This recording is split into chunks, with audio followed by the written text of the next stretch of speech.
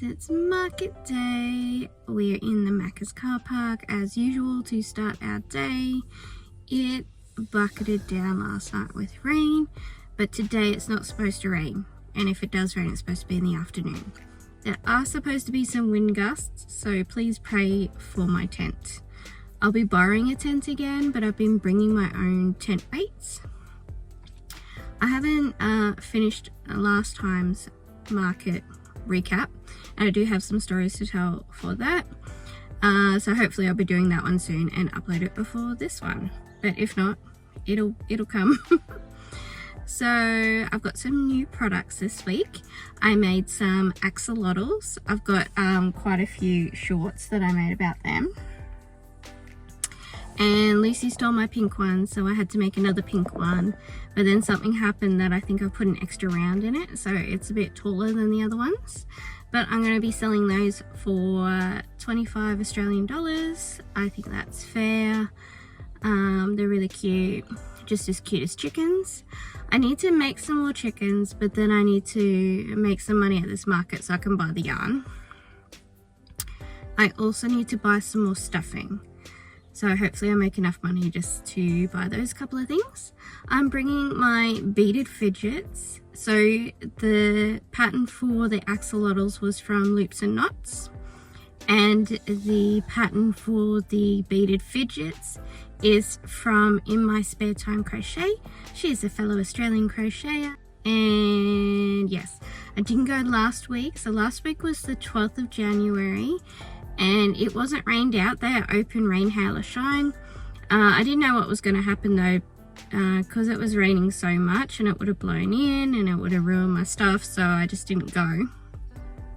But on their Facebook page they posted a video, and so they said they only had the essentials. So they just had the fruit and veggies, and then they had like the coffee man, they had a German sausage guy, and I think they had the Currumbin bakery, not bakery, fermentery. She does ferments. So I figured out that the busiest time is between 8 and 9 o'clock.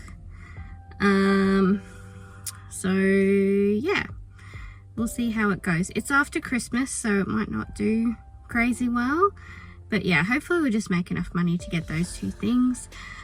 Baby booties have been selling really well, so I made some new colors in the baby booties. I did a little update of those new things at the end of one of my videos, or at the end of my organization video. So let's get going.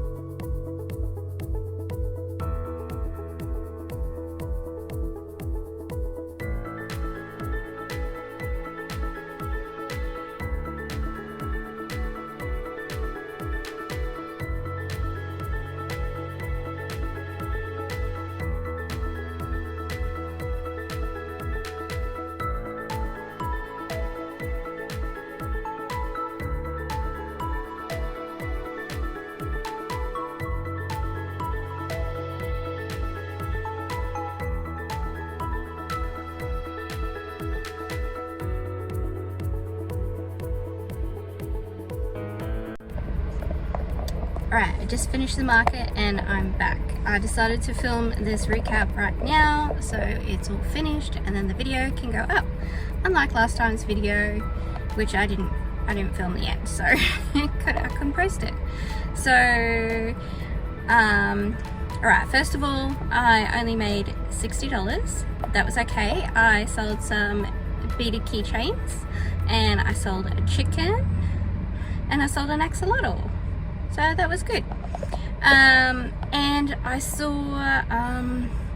my daughter's speech therapist, so I showed her the fidget keychains because my psychologist friend messaged me today and she has ordered 4 beaded fidget keychains from me to have in her office for her clients to hold while they're doing their session. Same with the speech therapist. She sees lots of children, and so she said she'd take a couple for now to have in her office, and then if I send her my details, and then you know people could order them from me. So I may even put them on my Etsy shop or something like that, or have pick up at the Dreamworld location. I'm not sure, but what I might do is just make like a little brochure of what they look like, how much they are, stuff like that, and I could give that to all the local businesses. My speech therapist's office is actually it's here in this building, so but she goes mobile to my daughter's school. So what are the odds? So I got 2 orders for the beaded keychains from therapist, so that's exciting. And then I had a young gentleman come over to me. He was so nice. I love when people just come over and say, I really like your stuff and good job. And I had someone like that, I think at the Christmas market. He was like, everything you've made is really beautiful, good for you. And I was like, thank you. So this fellow, he really liked my loaf cat, and he said that his cat has just passed away, and he asked if I would do a custom order. So I just added him on Instagram, and I said, send me a message, a photo of your cat, and we'll see what we can do. He was also after a Sanrio character keychain. It's the purple one. My daughters call it Calomini, but they called it something else. I'll put a picture up. So I'll have a look if there's any patterns or anything for that. And next week I'd like to make some chickens. So I didn't make lots of money, but I did make some things. So I made 4 face washes. Just watching a car nearly back into me in front of me. I made 4 face washes, and so I'm going to find out very soon how many face washes I get out of 150 gram ball. I did forget my scissors, so I wasn't able to cut the strands, but I just kept going. And then I made, I think, 4 or 5 beaded fidget keychains. So I was productive while I was there, and you know, got to chat to some people, so that was good. Happy with that. It was nice and cool, and we had nice shade. They had a different setup today. So last week when it was bucketing rain, they still set up and they tried to put the whole thing on undercover. And so this week they had to set up in a different location again, because where they normally go was like a really big patch of water. We had a heap of rain last night. Sorry if I'm talking a little bit fast, but I don't have like a heap of space on my phone, so I've got to get this done. So I'll insert some footage. So they set it up like a walkway, and we had suggested, me and some other vendors, and I even said it in my first video, they should make the customers walk through all of our artisan stalls to get to the fruit and veg, because the fruit and veg is what they're coming for, but have them walk through us and then they can have a little look. I think that worked really well. Some people just want their fruit and veg, you know, so it was a little bit like walk of shame. But as the day went on and it was quite busy, like they didn't feel like just one person walking through and we're all staring at them. It worked really well. So they'd walk through us, they could see what we had, and then they would get their fruit and veg. And then one part that the egg people next to me were annoyed about is, so we had this walkway, and then they had the fruit and veg on the end, and then you walk behind that and around the back. And then because he parks his car behind his stall, he felt like, I don't like having my back turned. So they had all the artisan stalls together, but then they had the food trucks behind us. So they just asked if they could do it a little differently. I got a little bit of footage of it. I was like going around sneaky filming stuff. But I want to show you what it actually looks like, and then it makes more sense when I'm telling the story. So we'll see if that changes next week, but I think it was definitely better to have them walk through us to get to the fruit and veg. So I'm pretty happy with that. Then, I was a little bit annoyed about this.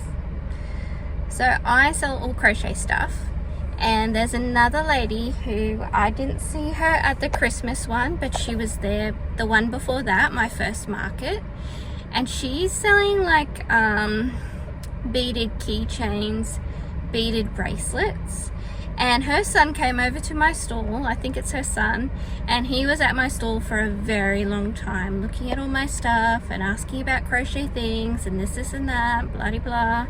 He's like maybe 12 years old or something like that. She never came over, and then I didn't see them at the next stall, the next market. And then this market, guess what she's selling? Yes, crochet plushies.